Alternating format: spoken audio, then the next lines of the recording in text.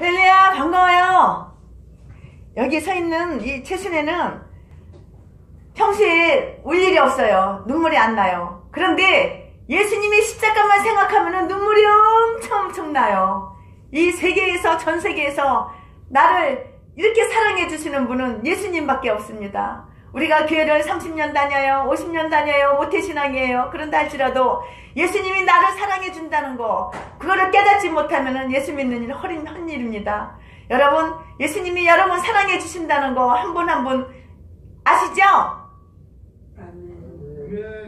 얼마만큼 예수님이 여러분을 사랑해 주신다는 걸 깨달아야지만 하나님을 만난 것이고 예수님의 참 제자입니다. 우리가 예수님을 찾아서 예수님을 믿는 것 같지만 사실은 그게 아니에요. 사실은 뭐냐면은 예수님이 저와 여러분을 찾아오신 거예요. 우리가 예수님을 찾아서 온 것이 아니고 예수님이 우리를 찾아오셨다고요. 그래가지고 예수님이 우리를 찾아오셔서 우리가 예수님을 믿게끔 그렇게 만드신 거예요. 이것이 바로 예수 그리스도의 사랑이에요. 사랑은 바로 상대방이 나에게 찾아오기를 바라는 것이 아니고 내가 상대방을 찾아가는 거예요. 이것이 바로 사랑이에요. 그 사랑을 실천하신 분이 예수 그리스도이십니다. 예수 그리스도가 우리를 찾아오신 거라고요. 우리가 예수님을 찾아서 만난 것이 절대 아니라고요. 오늘은 예수님과 우리 사이에 그 사랑, 아가서 말씀을 최순애가 설교를 할 거예요. 아가서 2장 8절에 보니까 내 사랑하는 자의 목소리구나. 보라, 그가 산에서 달리고 작은 산을 빨리 넘어오는구나. 9절, 내 사랑하는 자는 노루와도 같고 어린 사슴과도 같아서 우리 벽 뒤에 서서 창으로 들여다보며 창살 틈으로 엿보는구나. 이렇게 말씀하셨어요. 오늘 이 말씀을 통해서 성도를, 여러분을, 우리를 찾으시는 주님을 깨달으시기 바랍니다. 이 아가서는 전체가 무슨 말이냐면은 세상적으로 육체적으로 음란한 절대 그런 것이 아니고 예수님을 신랑으로, 예수 믿는 성도님들을 신부로 이렇게 비유해서 사랑의 노래를 한 형식입니다. 이 아가서를 오해하는 분이 있어요. 세상적으로 음란하고 음탕하고 그런 육체적인 사랑 그렇게 착각하는 분들이 계시는 거예요. 절대 그게 아니에요. 8절과 9절에는 신랑 되시는 예수님이 신부 되는 우리 성도님들을 찾아오시는 모습을 형식적으로 이렇게 노래를 한 거라고요. 시적으로 표현해서 내 사랑하는 목소리이다. 신부가 사랑하는 신랑이 찾아오는 그 목소리를 들었어요? 보라, 그가 산에서 달리고 천천히 어실렁어실렁 느리게 느린 걸음으로 걸어오는 것이 아니라 달린다고, 뛴다고, 달려서 언덕을 넘어오는 거나 그렇게 아가서 2장에 말씀했잖아요. 예수님이 이렇게 우리를 찾아오신다고요. 예수님이 우리를 달려서 뛰어서 산을 넘고 강을 넘어서 우리를 찾아오신다고요. 예수님은 우리 성도를 찾아오시는 그 모습이 첫째는 노루나 어린 사슴 같다고 그렇게 표현을 했어요. 시적으로 산에 보면은 사자도 있고 호랑이도 있고 싸나운 동물들이, 짐승들이 별게 다 있는데요. 우리 예수님은 우리를 노루와 같다고, 어린 사슴과 같다고 이렇게 표현하는 것은, 노루나 어린 사슴은 온유해요. 사랑스러운 동물이에요. 사람을 해코지하지 않아요. 어린 아이들은 동물원에 가서 사자나 호랑이를 보면 어우 무섭네, 그렇게 무섭다고 하지만 노루나 어린 사슴을 보면 예쁘다, 귀엽다, 가까이 가서 풀도 뜯어서 주고 그렇게 그러잖아요. 우리 예수님은 노루나 어린 사슴같이 지극히 온유하고 겸손하시지만 사랑이 충만하셔서 고금 동서남북을 물러나고 모든 사람이 예수님을 사랑할 수 있는 그런 분인 것을 우리에게 시적으로 표현하고 있는 거예요. 우리 예수님이 사자나 호랑이처럼 그런 모습으로 오시지 않고 평범한 사람으로 오셨는데요. 그 인격은 얼마나 훌륭하고 그 인격은 얼마나 온유하고 따뜻하고 겸손하시며 사랑이 넘치고 모든 사람을 사랑하시고 예수님을 바로 알기만 하면 모든 사람이 세세토록 알 수 있는 그 사랑을 세세토록 알 수 있는 그런 분이 바로 예수님이십니다. 그분이 신부된 우리 성도를 찾아오시는데요. 어슬렁 느림보 걸음으로 천천히 그렇게 찾아오시지 않고 산을 뛰어넘고 언덕을 뛰어넘어서 그렇게 온다고 그렇게 말씀하셨잖아요. 개역성경에는 산을 달리고 작은 산을 넘어서 빨리빨리 온다고 그렇게 말씀이 써 있더라고요. 우리가 사랑하는 사람 만나러 갈 때 어슬렁 느림보 걸음으로 지각해서 그렇게 갈 수가 없어요.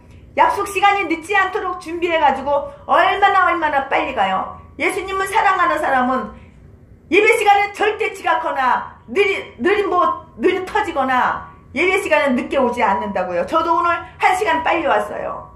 11시 예배인데 10시까지 왔다고요. 왜 그럴까요? 예수님을 사랑하는 마음이 있기 때문에 제가 1등으로 왔는지 알았더니 다른 분이 이미 2분이나 저보다 더 먼저 1등으로 오셨어요. 왜 그렇게 1등으로 오셨을까요? 예수님을 사랑하는 마음, 예수님을 사모하는 마음이 있기 때문에 그렇게 예배 시간이 11시인데 10시 전에 저는 1시간 일찍 왔는데 저보다도 훨씬 더 일찍 2분이 와서 문을 열고 전기불 다 켜고 예배드릴 준비를 하고 계시는 모습을 볼 때 너무 존경스럽고 정말 아름다운 모습이구나 그랬어요.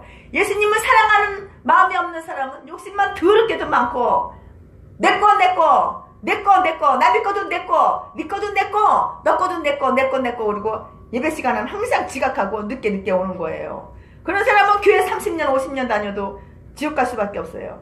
옛날에는 자동차를 타고 가는 게 아니에요. 걸어가니까 시간이 어떻게 될지 모르니까 발걸음을 빨리빨리 해서 만나러 간다고요. 노루나 사슴은 약하기는 해도 아주 빠른 짐승이에요. 우리 사람은 산에 올라가려면 헐레벌떡 하지만 노루나 어린 사슴은 펄떡 뛰어요. 이것은 예수님이 우리를 사랑하시기 때문에 그 뜨거운 사랑으로 얼마나 빨리빨리 우리를 찾으시는지 몰라요. 느림보 걸음으로 눈에 터져가지고 그렇게 찾아오시는 예수님이 아니라고요. 엄청나게 빨리빨리 산을 넘고 바다 건고 강을 건너서 빨리 펄떡 우리를 이렇게 찾아오시는 분이 예수님이에요. 얼마나 예수님이 뜨거운 사랑으로 얼마나 우리를 찾으시는지 몰라요. 우리는 어때요? 우리는 주일날 하나님 앞에 와서 예배를 드리러 오는 것인데요. 우리 예수님께 예배를 드리러 오는 건데요. 그런데 집에서부터 이렇게 내가 사랑하는 주님을 나를 사랑하시고 내가 주님을 사랑해서 빨리빨리 가서 예배 드려야 되겠다. 지각하지 말고 빨리빨리 가서 예배 드려야 되겠다. 이렇게 조급한 마음으로 서둘러서 빨리빨리 오십니까? 아니면 빨리 오시는 분도 있지만 천천히 오셔서 지각을 하시는 분들은 오늘 이 말씀을 듣고 부끄러움을 느끼고 창피함을 느끼고 회개해야 됩니다. 산에서 달리고 작은 산을 넘고 빨리빨리 오는구나. 개역성경에는 이렇게 써있어요. 예수님이 우리를 만나러 우리를 너무도 사랑해서 빨리빨리 산을 넘고 이렇게 뛰어서 오신다고요. 여기서 빨리 오느라고 산을 뛰어넘고 언덕을 넘어서 온다는 거예요. 펄쩍펄쩍 뛰어서 예수님이 우리를 만나러 이렇게 오신다는 거예요. 얼마나 우리를 사랑해서 한시라도 바삐 만나려고 급하게 만나려고 이렇게 오시는 걸 표현한 거예요.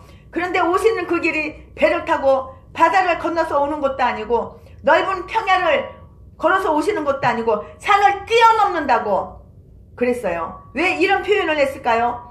하나님의 구원 역사는 중요한 일들이 산을 중심으로 다 이루어졌어요.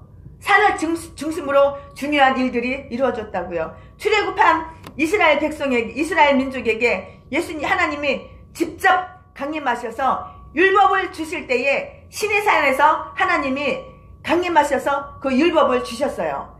아브라함에게는 모리아 산으로 가서 너 아들 이삭을 번제로 드려라.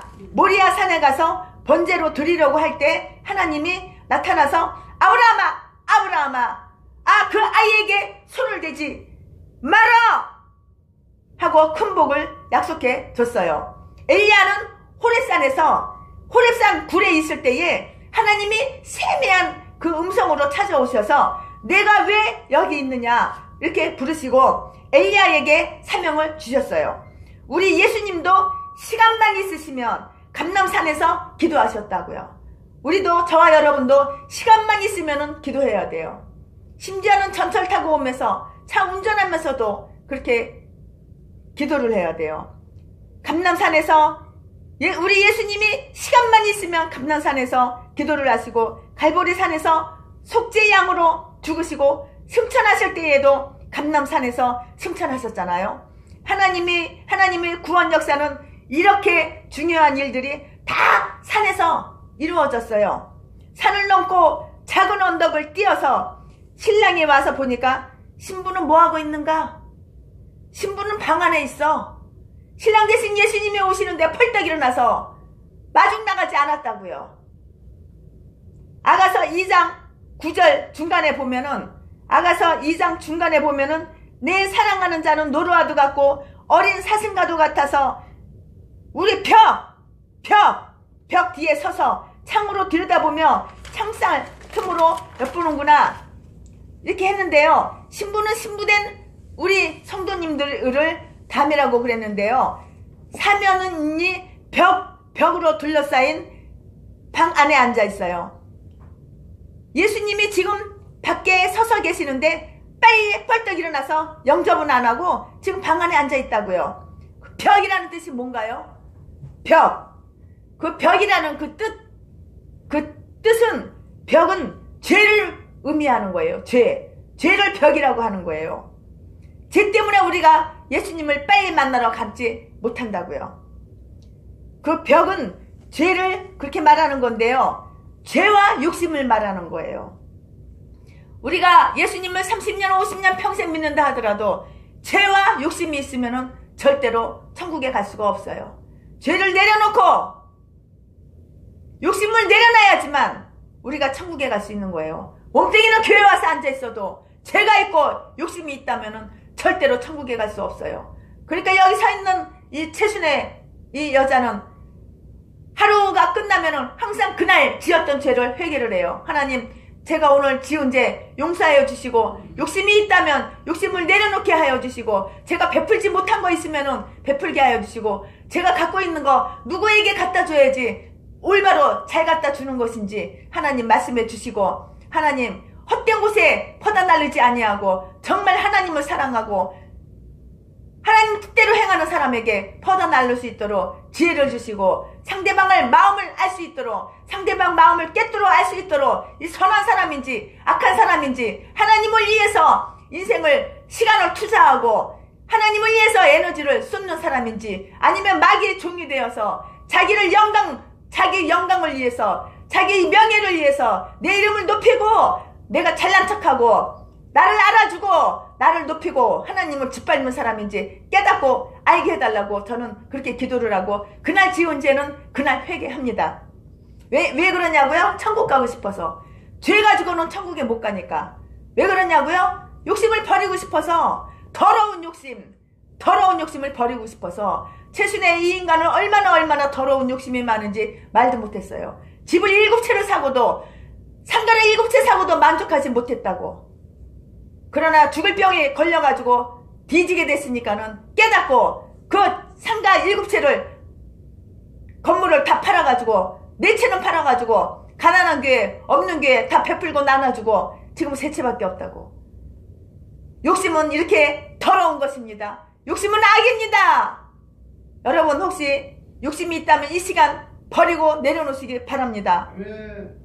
죄가 있다면 이 시간 회개하는 시간이 되기를 바랍니다. 죄 가지고는 욕심 가지고는 교회 아무리 몸뚱이 왔다 갔다 1000번 만번 다녀도 천국에 못 가요. 이 세상에서 가장 불행하고 이 세상에서 가장 불쌍한 사람이 누군지 압니까? 교회를 수십 년 다니고도 지옥 가는 사람이 가장 불행한 사람이고 가장 불쌍한 사람이에요. 죄 가지고 육신 가지고는 절대 천국 못 간다고요. 죄를 내려놓고